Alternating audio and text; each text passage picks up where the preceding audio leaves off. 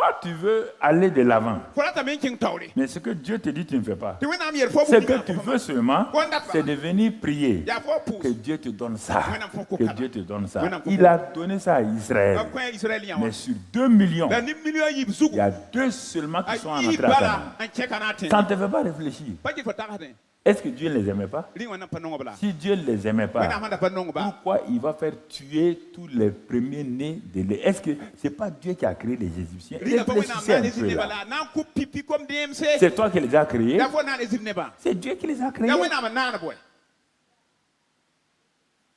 Dieu les a créés? Est-ce qu'ils sont mauvais plus que les Israélites qui étaient là? Non.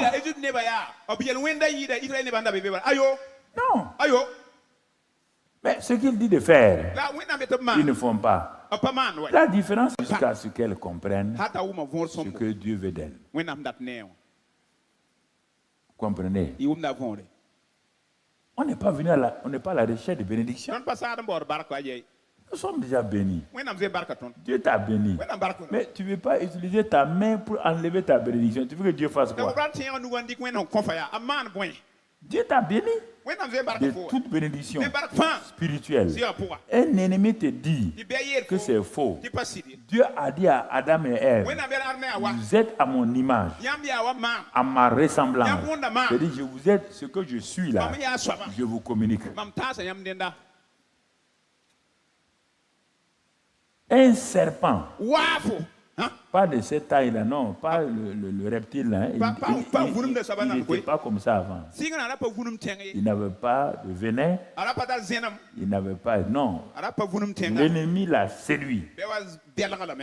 Il a utilisé son esprit de séduction. Il a séduit le serpent d'aller parler à Adam et Ève. Tu entends mon frère? Ils ont, tout aujourd'hui c'est ça, ils ont refusé de croire ce qu'ils sont déjà. Il n'y a rien. Ils n'ont pas commis adultère, ils n'ont pas commis vol, non. Dieu dit, je vous ai créé à mon image, ma ressemblance. Vous voyez tout ce qui est là. C'est pour vous. Pour que vous régniez. Un plaisantin vient te dire, il sait que tu es le roi. Que si tu acceptes ce que Dieu a dit et tu commences à faire, lui, c'est fini pour lui. Voilà tout le problème que nous avons chaque jour. Il vient te faire douter sur ton identité et c'est ça. Si toi tu es une nouvelle créature, toi tu es une nouvelle créature, toi, et tu cites que les choses anciennes sont passées. Toi, regarde ta vie. Ce n'est pas toi qui as dit que je suis une nouvelle créature par toi. C'est quelqu'un qui a dit si quelqu'un est en Christ, il est une nouvelle créature. Ce qu'elle va faire, on part tous les jours sur ce que tu fais tous les jours. Tu n'arrives pas à accepter de façon permanente ce que Dieu a dit de toi. Les 4 verbes. Être, avoir, pouvoir et agir. S'il n'y a pas ces 4 verbes dans ta vie, c'est un problème pour toi. Ce que tu es va te permettre d'avoir.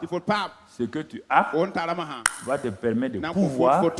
Ce que tu es, dire à Dieu, oh Seigneur, j'ai un problème. Ce n'est pas ce que tu as dit qui est faux. Mais là où moi je suis là, parfois j'ai des difficultés d'accepter. Il y a l'ennemi qui me tourmente. Je viens te voir. Je me mets devant toi. Seigneur, viens à mon secours. Donc aide-moi afin que tous ces troubles-là partent et que je crois que ce que tu as dit est vrai. C'est ça que Satan te tourmente tous les jours. Mais tu ne vas pas le jeûner pour être. Tu ne vas pas le jeûner pour avoir. Tu vas le jeûner pour avoir quoi? Il t'a tout donné. Il te pose la question. Adam et Ève avaient tout, oui ou non? Dieu a créé la terre là, c'était pour lui? Hein? Oui, comment? Le doute. Dieu a créé la terre là, c'est pour lui? Il a dit le psaume 100 que le ciel est pour moi, la terre est pour toi.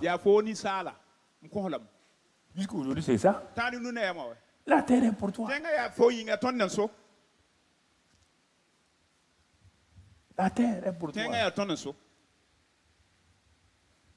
Comment prendre possession, c'est le problème. C'est pourquoi en allant prier, jeûner, le Saint-Esprit va te révéler maintenant comment faire ces choses. Ça t'appartient. On t'a dit dans Galates que si l'héritier là est un enfant, il est héritier, mais il est enfant. Pourtant, le papier là, il est écrit cet enfant là. Il est héritier des milliards. Il est héritier des avions. Il est héritier de tant. Le papier est là. Le testament est là. C'est réel. Le notaire te dit, personne ne peut toucher ce papier-là. Légalement, tout appartient. Mais l'enfant, il est là, il voit un avion passer. Un avion qui lui appartient. Il sort, il appelle ses camarades, il dit avion.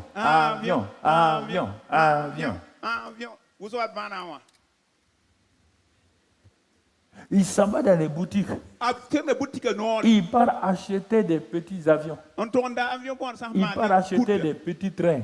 Il est content. Or, la réalité est là, c'est pour lui. Le testament est là.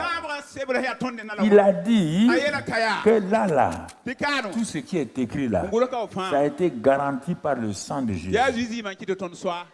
Garanti. L'héritage n'est pas donné à quelqu'un qui a fait telle chose, telle chose. L'héritage appartient au fait que tu es né de la famille. Tu es une nouvelle naissance. Donc l'héritage t'appartient.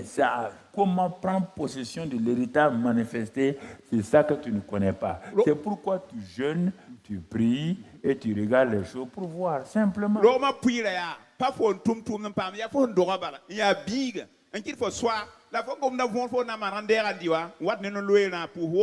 Si tu ne crois pas, malgré le fait qu'Adam et Ève sont tombés là, est-ce que Dieu a ajouté un arbre à la terre? Depuis que la terre était, Dieu a ajouté un nouvel arbre. Dieu a créé un animal nouveau. Dieu a créé une étoile nouvelle. C'est toujours ce que Dieu a donné à Adam là. C'est ce que nous aussi on a. Mais on est en train de tout gâter. On dit on va améliorer, on va faire ceci ou cela. Ils sont allés percer la zone d'ozone. Tu ne connais pas quelque chose, tu prends ton truc et tu pars créer un truc. Et tu nous crées maintenant. Les choses changent. Est-ce qu'il peut me réparer? Il ne peut pas réparer. C'est ça ta vie. Dieu t'a donné beaucoup de choses. Mais au lieu d'accepter ça, tu veux améliorer. Tout le temps, par la prière, vous voulez améliorer. La prière n'est pas faite pour améliorer et donner des choses. La prière, c'est une relation entre toi et Dieu. À la conférence, je vais te montrer un autre aspect de la prière. Toi-même, tu seras étonné. Il y a 3 niveaux. Le premier niveau de la prière, tu connais Dieu en tant que Père. Premier niveau de la prière, c'est... Non, je vais te donner ça si tu viens ici. Père.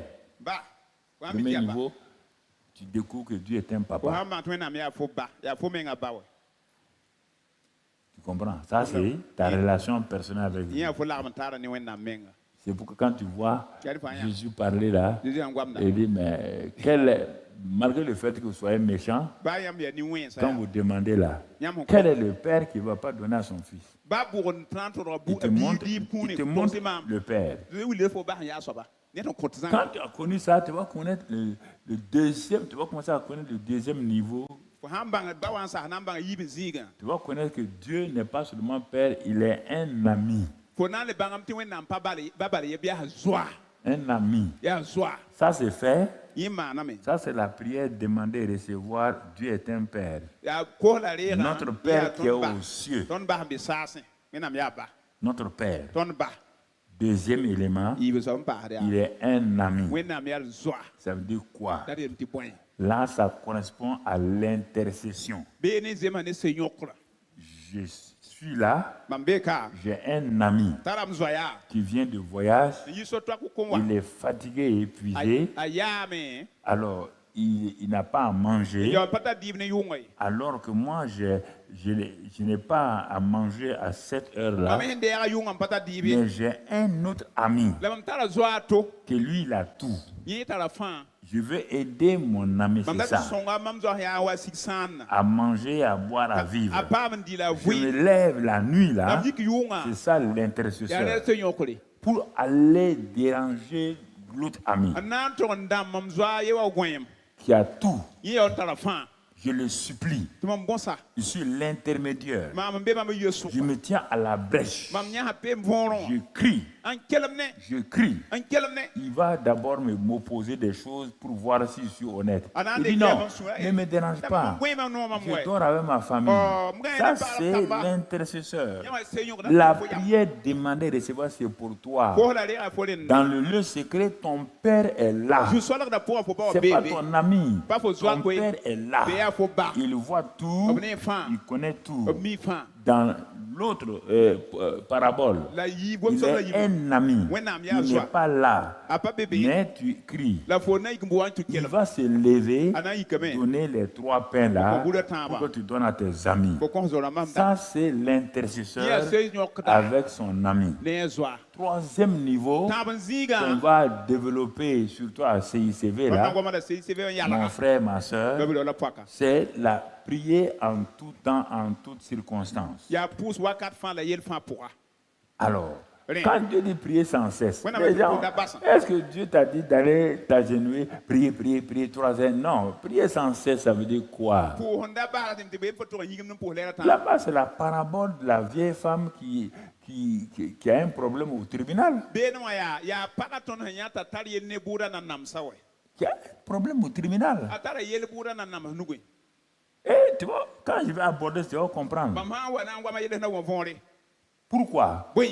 Parce qu'il y a un juge qui est là, mais ce juge, Dieu a pris l'exemple d'un juge unique. Un juge unique. Il va te montrer quelque chose. La maman là va fatiguer le juge unique. Il dit, donc même le juge là, juge unique là est capable de résoudre son problème. Ça c'est l'élément de la persévérance, de la prière persévérante. C'est pourquoi on dit, en français on dit prier sans cesse. Si c'est comme ça là, personne ne va accepter ça. C'est-à-dire prier jusqu'à ce que tu aies la résultante. Pourquoi? Parce qu'il y a des choses, ce n'est pas en tant que père que Dieu va te donner. Il y a des choses, tu es en train d'intercéder pour un parent. Il est fatigué, il est épuisé. Ton père, ta mère, ton mari est fatigué. Donc, tu es obligé d'aller vers l'ami qui a tout, comme maintenant un avocat, un intermédiaire. Troisième élément, mon ami, tu as une bénédiction qui a été prise en otage par quelqu'un. Et Dieu, s'il te parle de lui, c'est pourquoi il prend l'exemple d'un juge unique.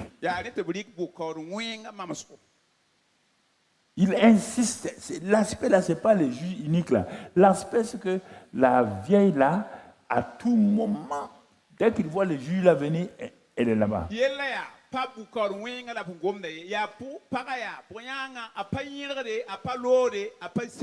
Ça, c'est ce qu'on appelle la prière du combat spirituel. Et là, les gens croient que le combat spirituel, c'est de chasser les démons. Non. Jésus n'a jamais appris ça comme... Non. Mais regarde. Pourquoi? Parce que tu as un ennemi. C'est pourquoi Dieu dit dans le psaume 23 qu'il a dressé une table en face de tes adversaires. Cela veut dire, cela correspond à des choses que Satan a volées. Pas dans ta vie à toi. Non, mon ami. Il y a une... je vais te remonter. On a parlé de générationnel. C'est pas l'élément générationnel réel, mais il y a quelque chose que l'ennemi a pris depuis ton arrière-grand-père et qui te suit. Si tu regardes, je vais te montrer avec certitude maintenant pour que tu comprennes la malédiction dite générationnelle.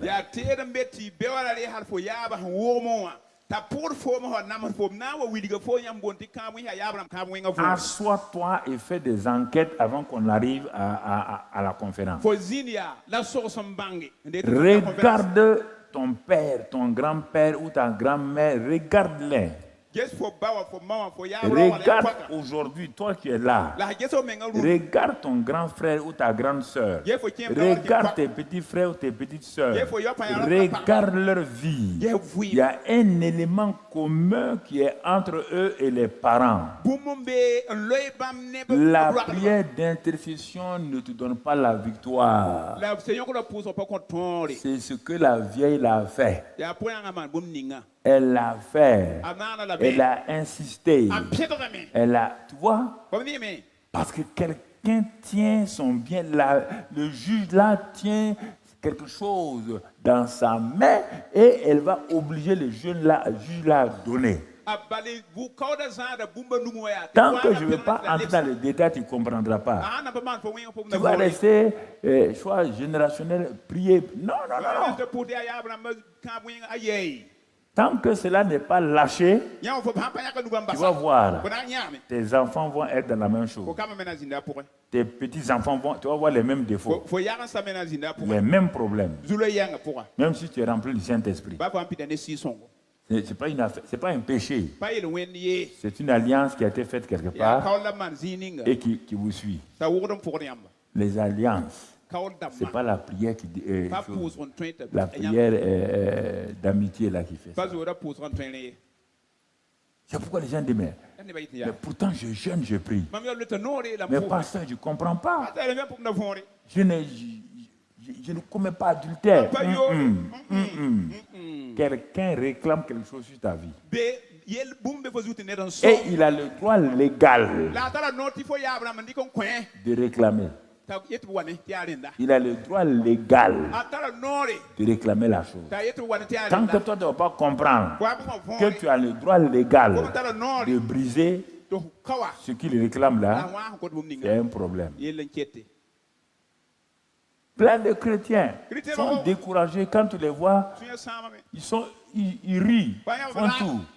Mais quand tu t'assois avec eux, les larmes commencent à venir. Mais pasteur, mais pourquoi ça m'arrive? Tu as dit de prier. J'ai prié. Tu as dit de jeûner. On a jeûné. Tu as dit de faire ça. De mettre le sang ici. De mettre l'huile ici. On a fait tout ça. Mais ça ne va pas. Ça dépasse ça. Que Dieu nous aide. On arrive à ça, à la CICV. Il y a des secrets qu'il faut découvrir. Il y a des mystères qu'on doit découvrir dans la Bible.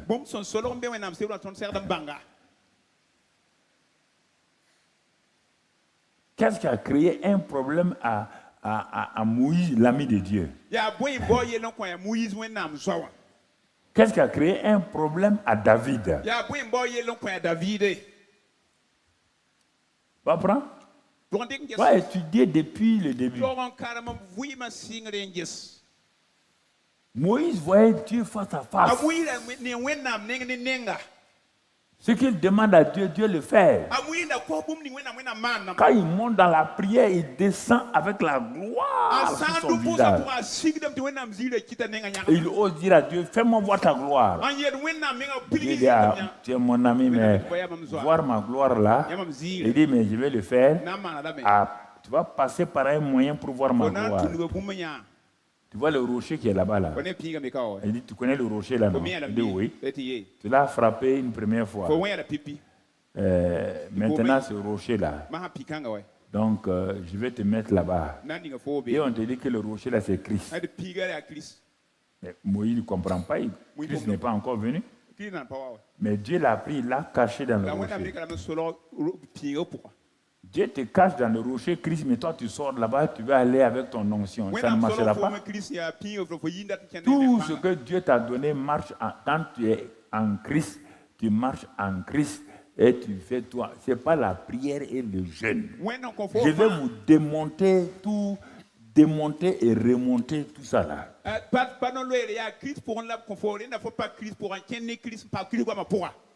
C'est pourquoi les grandes nuits, même le jeûne d'essai, pourquoi ça ne fonctionne plus correctement? C'est pas mon fils Emmanuel qui a fait, c'est moi qui ai commencé le jeûne d'essai avec Ginette. Vous entendez? À Koulouba.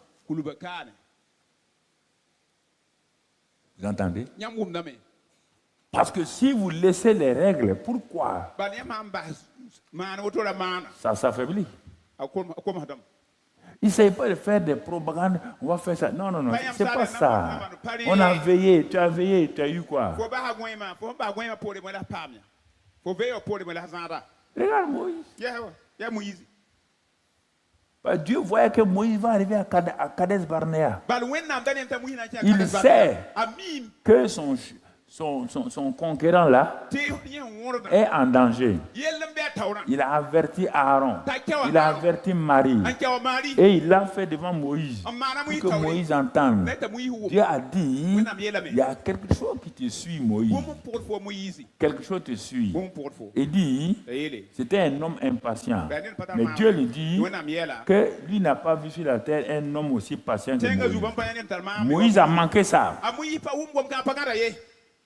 Dieu a parlé. Moïse n'a pas pris ça. Dieu a voulu sauver Moïse, son ami. Il est l'ami de Dieu. Mais quand Dieu parle, tu ne fais pas ça, son amitié n'a plus de valeur. Dieu dit qu'il veille sur sa parole qui est plus grande que son nom. Tu n'as pas vu dans la Bible? Sa parole est plus grande que son nom.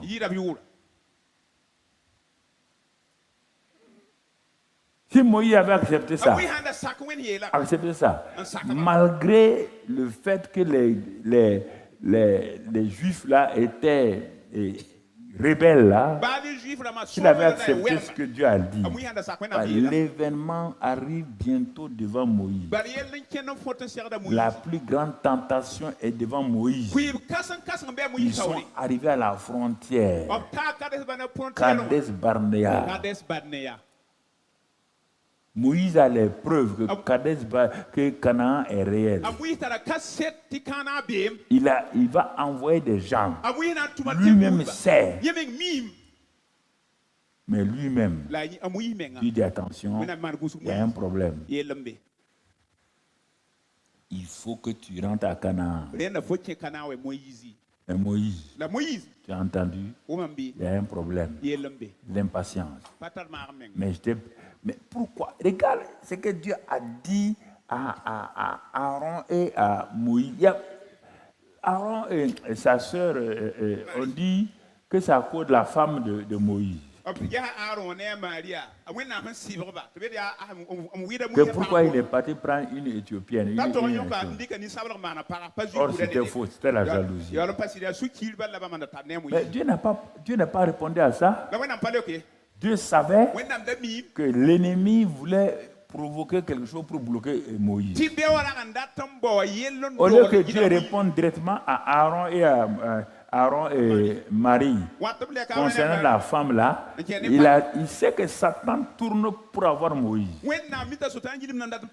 Dieu va directement. Il dit, est-ce qu'il y a quelqu'un comme vous? Il me voit face à face. C'est l'homme le plus patient que j'ai. Donc Dieu vient de proclamer une parole à Moïse. Quiconque, vous voyez le danger dans lequel nous sommes.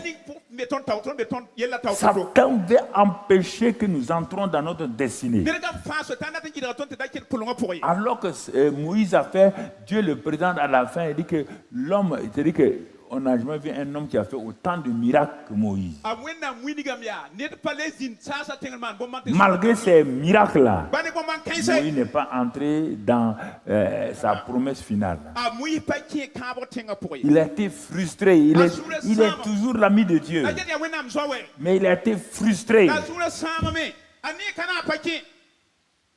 Il n'est pas perdu, au contraire. Puisqu'il a parlé avec Jésus dans Matthieu 17 à la montagne. Faites attention là. On n'est pas à la recherche de bénédiction. Regarde un homme comme ça. Regarde. Dieu m'a dit, tu as vu? Je l'ai averti. Et je lui ai dit que c'est l'homme le plus patient. Lui-même, il sait qu'il est impatient. Il le sait. Et je lui ai dit, c'est l'homme le plus patient. Il devait attraper ça. Dieu a dit que je suis patient. Il n'a pas attrapé. C'est pourquoi Dieu a été dur avec lui. Il dit, ça n'est assez. Monte sur la montagne et meurt. Quel est son péché? Monte sur la montagne et meurt. Je ne veux rien savoir. Chacun de nous, c'est ça la troisième phase de la prière là, qu'on va aborder. La fin. Comment aller? Ne vous accrochez pas aux bénédictions. C'est l'homme qui a fait des grands miracles. C'est l'homme qui on dit qu'il est mort, mais tu as vu son tombeau.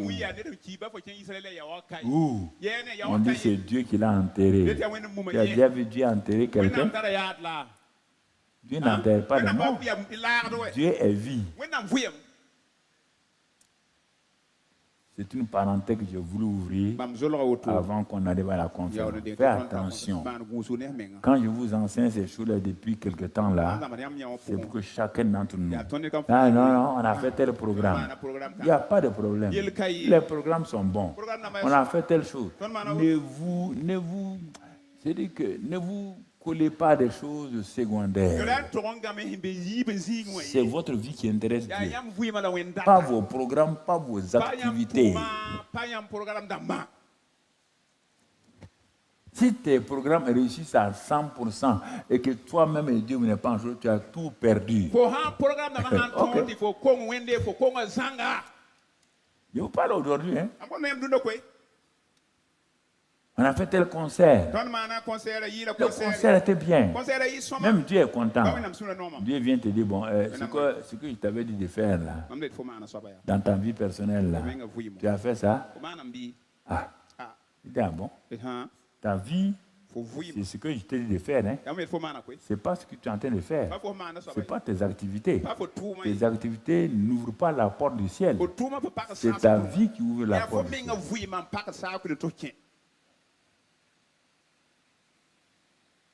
Donc, ouais, frère, ce n'est pas prévu dans mon message, mais comme tout de suite le Saint-Esprit m'a dit, c'est pourquoi je vous ai ouvert ça. Je ne sais pas pourquoi. Sûrement, quelque part, Dieu est en train de parler à quelqu'un. C'est sûr et certain. Quand c'est comme ça, là, ne vous effrayez. Vos programmes, là, c'est pour nous. C'est pas Quand nous faisons nos concerts, Dieu n'est pas assis en première place pour dire, bon, allons au concert des Lévites aujourd'hui. Et dit, mais mes enfants sont en train de se réjouir, c'est normal. Laissez-les se réjouir. Quand nous faisons des veillées de nuit, Dieu ne vient pas tourner pour voir, ils sont des veillées de nuit. Non. Faites attention de prendre vos programmes, mettre à la place de ce que Dieu veut que vous fassiez vous-même.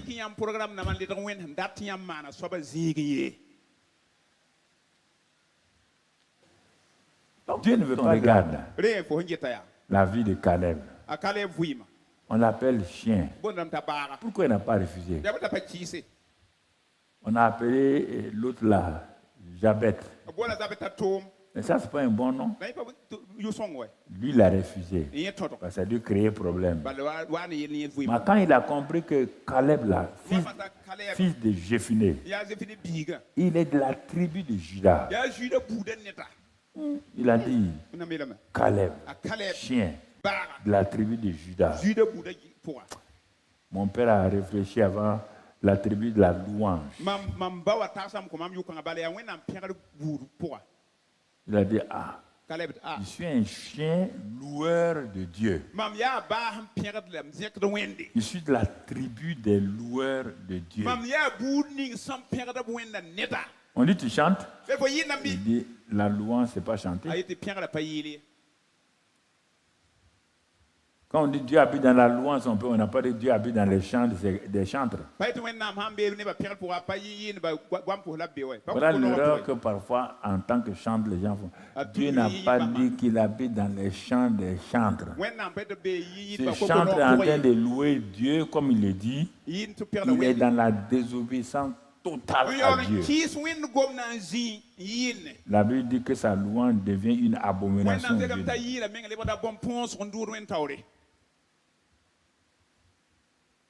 Cet homme-là se lève quand il chante. Toute la foule se tient debout. Alors qu'à la maison, il vient de poser un acte. Dieu a dit des choses. Non. Donc, Dieu ne regarde. Les gens peuvent le saluer, mais Dieu ne regarde pas. Ça, c'est sur le plan spirituel et naturel. À notre jeunesse, on était à l'université, on avait un chanteur belge qui s'appelle Mike Brandt. Il s'appelait Mike Brandt. Il soulevait, quand il chantait, il avait une onction. C'est aujourd'hui que nous on sait une onction, mais une onction négative. Les filles tombaient en syncope à ses concerts. Plein. Un jour, il est parti pour chanter. Quand il a chanté, il a quitté là-bas, il n'est même pas allé loin. Il est tombé raide mort. À l'époque, le monde était scandalisé. Et nous, les jeunes qui le suivons, on était scandalisés. Et plus tard que Dieu m'a dit, tu vois, non? Parce que les gens applaudissent, vous applaudissent, t'applaudissent que tu es dans ma volonté. Sa mort là vient de ce qu'il a fait une alliance avec quelqu'un. Ce n'est pas moi qui l'ai tué. C'est son alliance qui lui a créé problème. Donc, c'est important que nous comprenions. Donc, Caleb était un chien, mais un pitbull courageux, audacieux.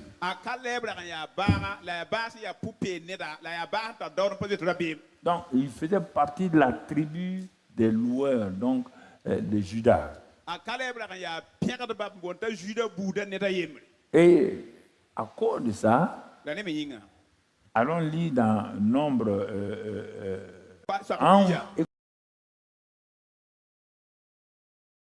pour explorer le pays.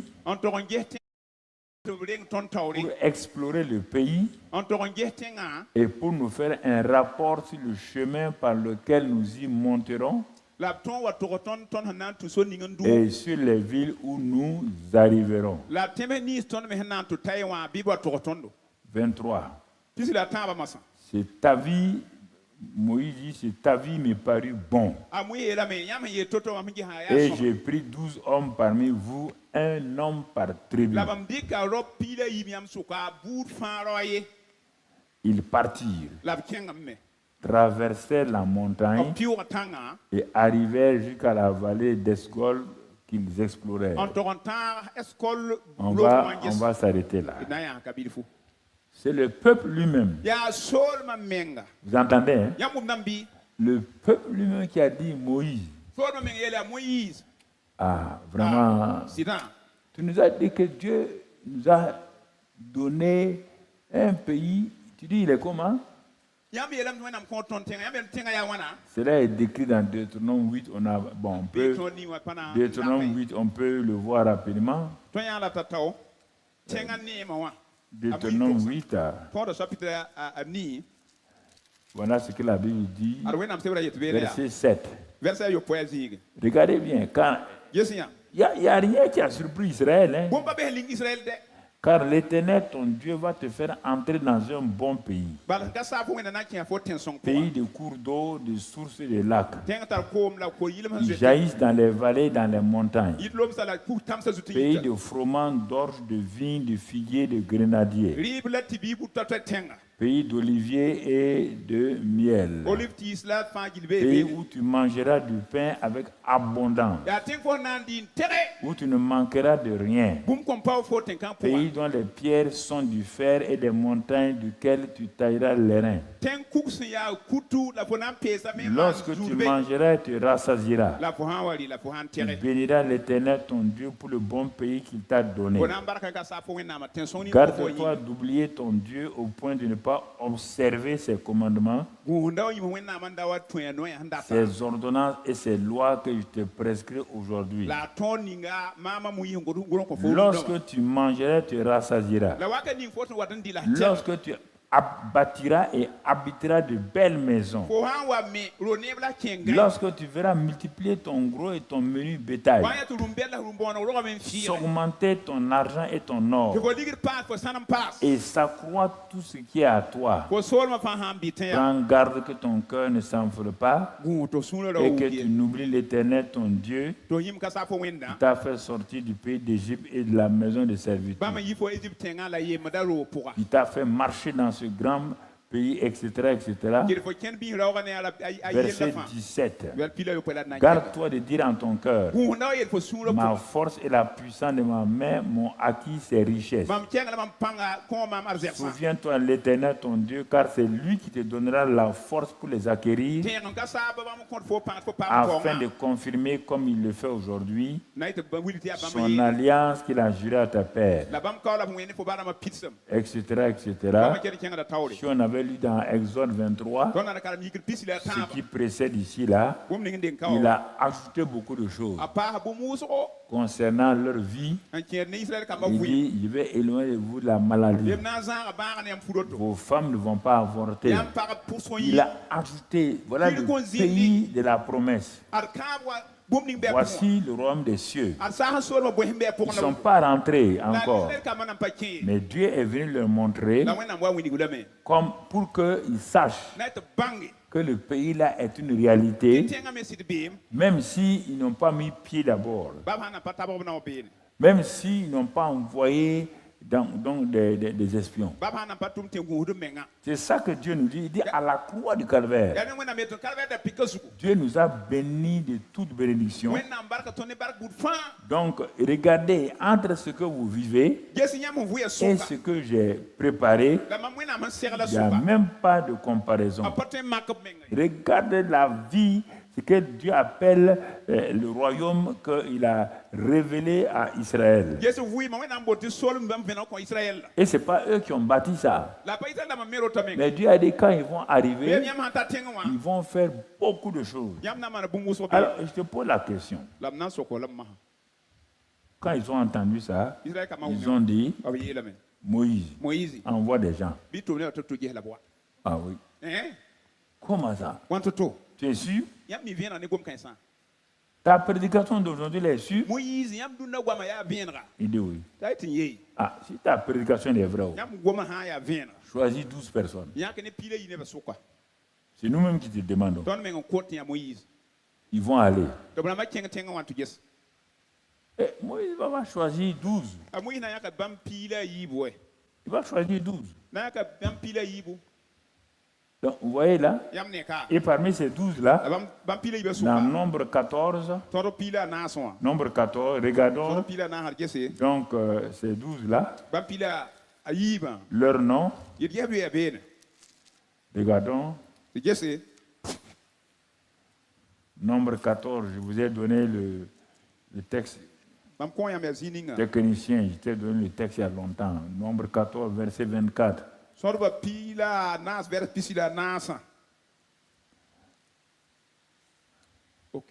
Ça, c'est une, ouais. Hein? Et parce que mon serviteur Caleb a été animé d'un autre esprit et qu'il a pleinement suivi ma voie. Je le ferai entrer dans le pays où il allait et ses descendants le posséderont.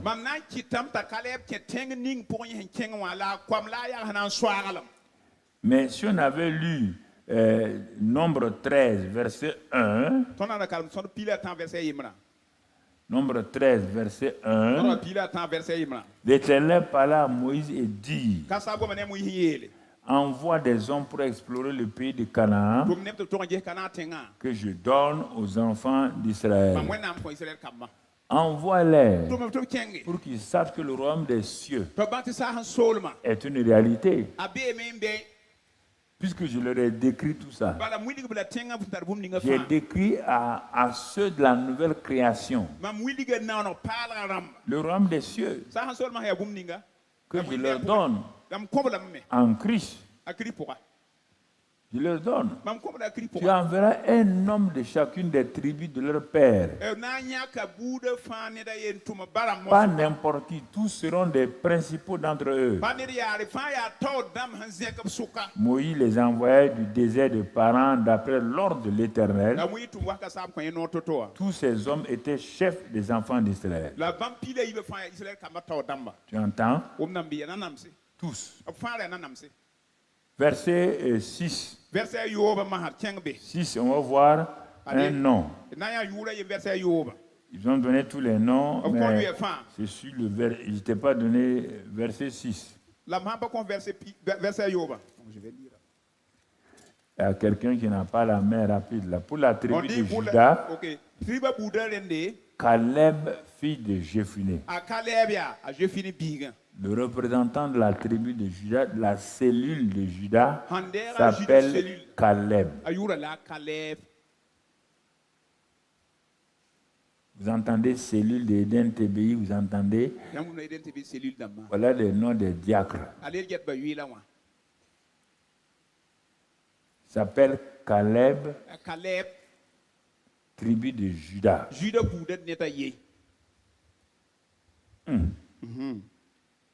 Et Dieu a parlé de lui.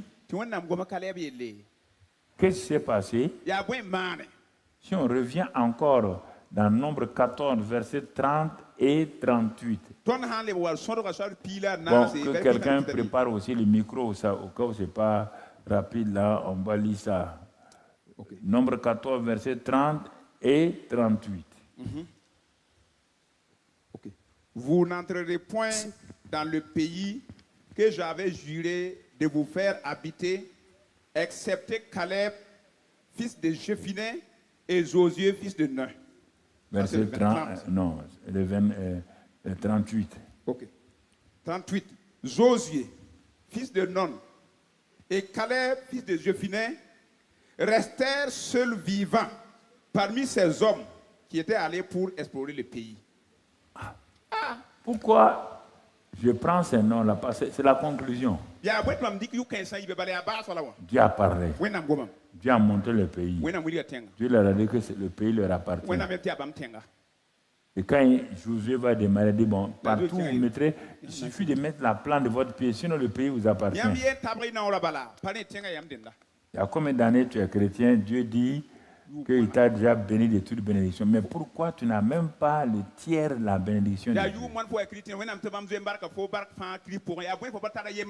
Ça fait des années que tu pries, tu jeûnes.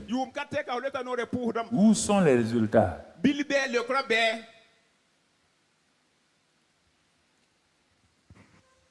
La question est là. Mais pourquoi Dieu lui-même, il dit le nom de Caleb là, on dirait qu'il prend plaisir, ce nom-là lui plaît maintenant. Alors que quand on le désignait, Caleb était un inconnu. Parmi des millions d'hommes, ils sont sortis. Personne ne connaît Caleb.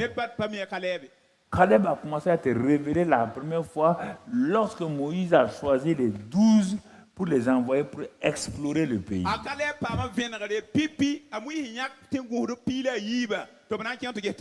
C'est devant l'adversité, devant les problèmes qu'on découvre qui est qui. Ce n'est pas quand les gens prient, non. C'est devant l'adversité, devant les montagnes, devant les figuiers, qu'on voit qui est qui. Pour faire une petite parenthèse, Jésus nous a dit que si quelqu'un dit à cette montagne, quand ils sont partis, Caleb avait 40 ans. Parmi les 12, là, Caleb avait 40 ans. Moïse est mort. Josué a pris la relève. Josué et Caleb ont travaillé ensemble. Quand ils sont rentrés dans le pays, 45 ans plus tard, brusquement, on voit Caleb surgir là encore. Quand on doit répartir le pays, on voit Caleb sortir. Et qu'est-ce que Caleb dit? On dit l'homme là est courageux. Il est audacieux. Mais comment peut-on savoir qu'il est courageux, audacieux? On ne le voit pas. Il dit simplement à Josué, il dit, mon cher ami, je vais te dire quelque chose. On doit partager maintenant. On est entré dans le pays. Il y a 40 ans en arrière, quand Moïse nous a envoyé de la part de Dieu, écoutez-moi, il nous a envoyé de la part de Dieu. Quand nous sommes entrés dans le pays, Moïse, ce qu'il a dit là, nous avons vu que c'est réel. Puisque nous les 12, quand nous sommes venus trouver Moïse, on a dit à la vérité, le pays dont tu parles là, c'est comme ça. Pourquoi les autres ont été négatifs? Pourquoi leurs paroles vont les amener jusqu'à la mort? Pourtant, Dieu a dit de choisir 12 chefs. Ce n'est pas n'importe qui que Moïse a choisi. Les 12 là, nous sommes des chefs. Nous sommes des conquérants. Mais pourquoi les 10 autres là sont morts? Pourquoi? Dieu est-il méchant? Non. Ils sont morts, ils se sont tués eux-mêmes. Ce n'est pas Satan qui les a tués. Sûrement, il les a inspirés avec des pensées. Mais il n'était pas forcé de dire les paroles de Satan. Tu n'es pas forcé de dire les paroles de Satan. Ça, je refuse. Pourquoi toi, tu es le porte-parole de Satan dans ta maison, dans ton service, dans ton pays? Pourquoi? Satan n'a pas trouvé quelqu'un d'autre pour parler maudit si ce n'est que toi. 12 chefs, ils sont allés, ils ont vu. Ils ont vu les géants. Ils ont vu aussi les bonnes choses. C'est à eux de décider. Il est dit là-bas, quand Josué devait partager, si tu lis ça, tu vois, bon, on n'a pas le temps, je vais m'arrêter aujourd'hui. Dans Josué 14, jusqu'à... Elle m'envoya de Kadesh.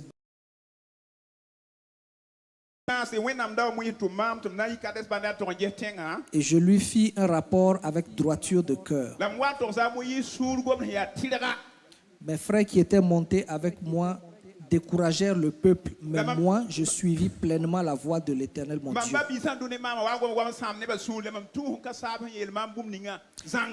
Et ce jour-là, Moïse jura en disant, le pays que ton pied a foulé sera ton héritage à perpétuité pour toi et pour tes enfants, parce que tu as pleinement suivi la voie de l'Éternel, mon Dieu. Maintenant, voici, l'Éternel m'a fait vivre comme il l'a dit. Il y a 45 ans que l'Éternel parlait ainsi à Moïse lorsqu'Israël marchait dans le désert. Et maintenant, voici, je suis âgé aujourd'hui de 85 ans. Verset 11. Je suis encore vigoureux comme au jour où Moïse m'envoya. J'ai autant de force que j'en avais alors, soit pour combattre, soit pour sortir et pour entrer. Verset 12. Donne-moi donc cette montagne dont l'Éternel a parlé dans ce temps-là.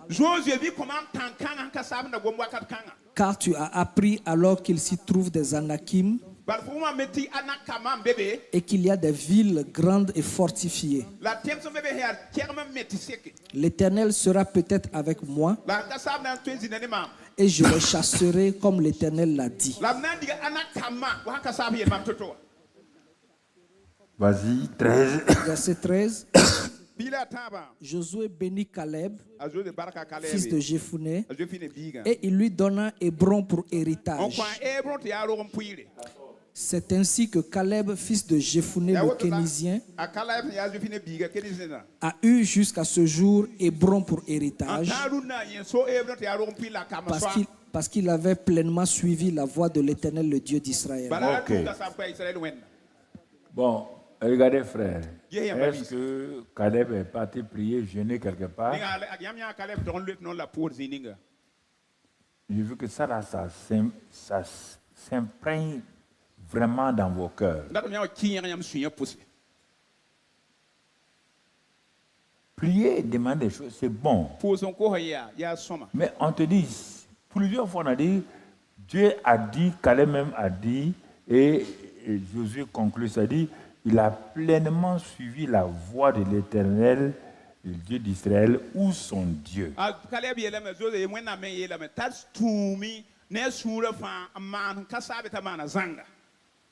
Il a pleinement suivi. Jésus dit, si quelqu'un dit à cette montagne, quand les 12 sont rentrés à Canaan, je prie que le Seigneur ouvre votre intelligence et vous allez comprendre beaucoup de choses. La famille, ils vont habiter.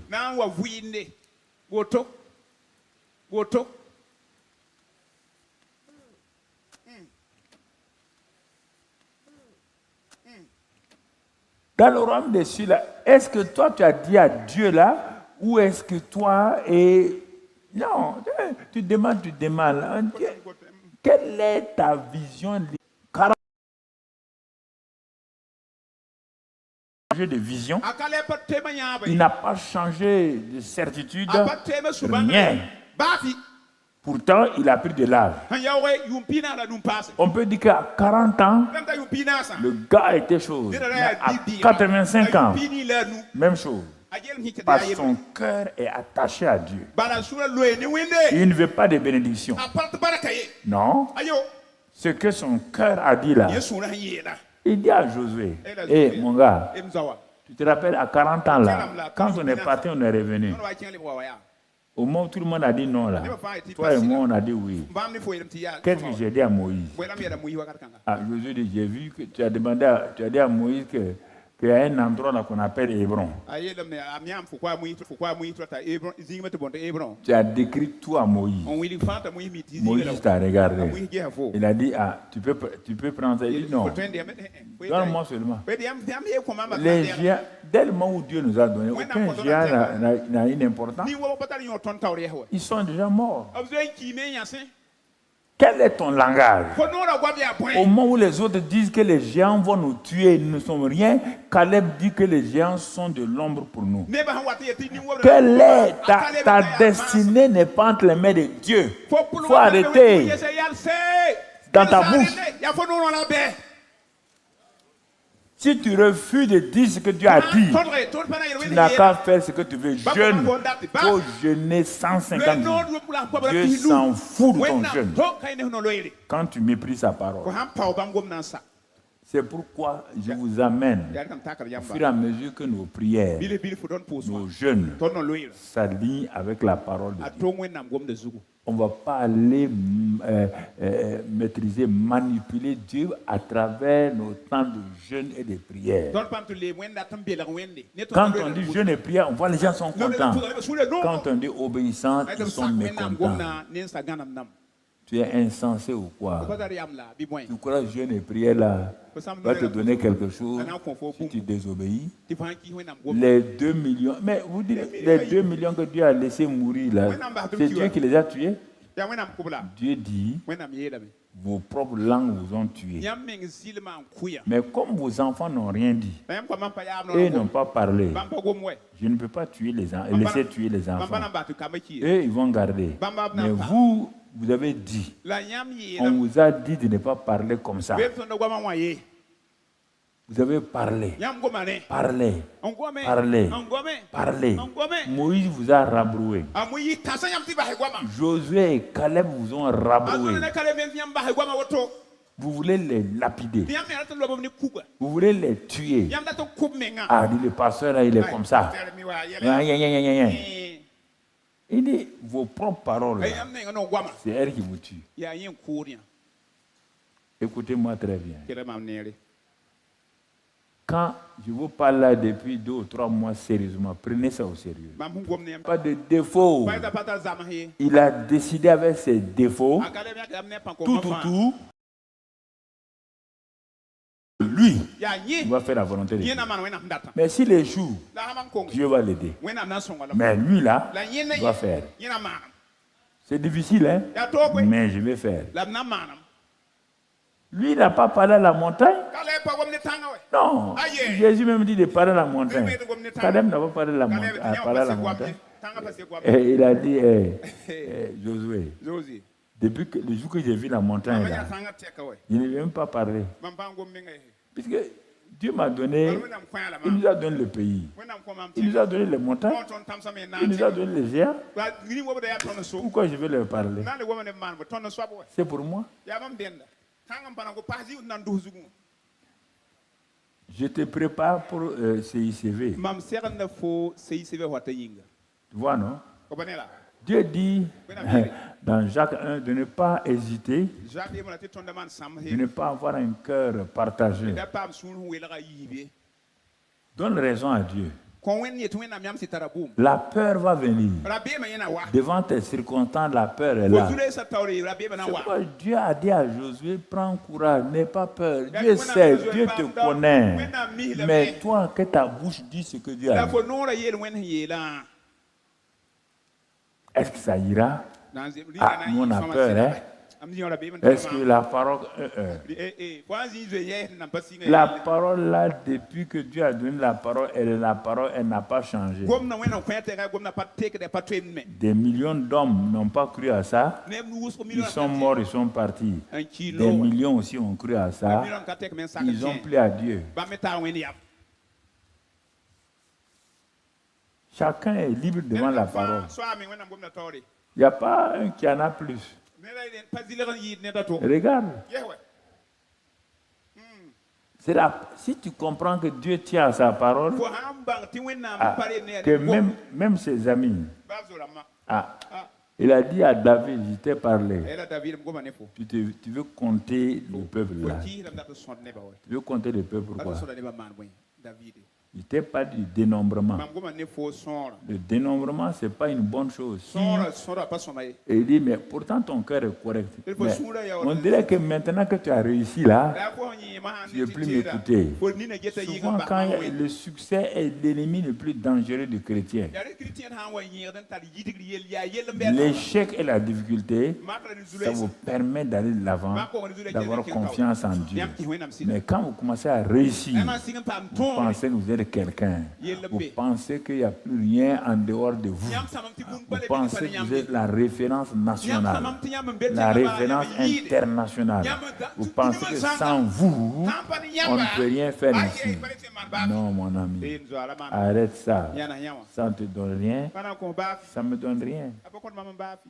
Je ne me mesure jamais aux choses de Dieu. Moi, je sais d'où je viens. C'est Dieu m'a pris. Je ne cherche pas les choses pour faire quelque... Non, ça m'intéresse. Je vais avoir ça là. C'est pour faire quoi? Si c'est pour faire l'œuvre de Dieu, si c'est pour bénir les gens, il n'y a pas de problème. Mais en dehors de ça, je m'arrête devant l'adversité. Ce n'est pas ça qui me fait peur. Je dis toujours ce que je crois. Et mon Dieu là, s'il veut, il m'abandonne. S'il veut, il me garde. Mais je ne faillirai pas parce que mon cœur est attaché à lui. Que Dieu te bénisse. Ta grâce soit avec toi. Repose-toi sur la parole de Dieu. Ne cherche pas autre chose que la parole de Dieu. Amen. Amen.